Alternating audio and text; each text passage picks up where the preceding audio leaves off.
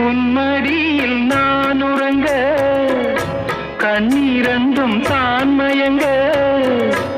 என்ன தவம் செய்தேனோ என்னவென்று சொல்வேனோ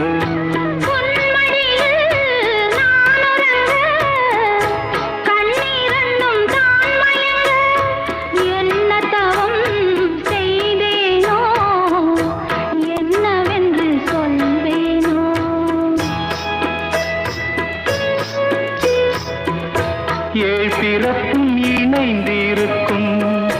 சொந்தம் இந்த சொந்தமம்மா வாழ்விருக்கும் நாள் வரைக்கும் தஞ்சமுந்தன் நெஞ்சமம்மா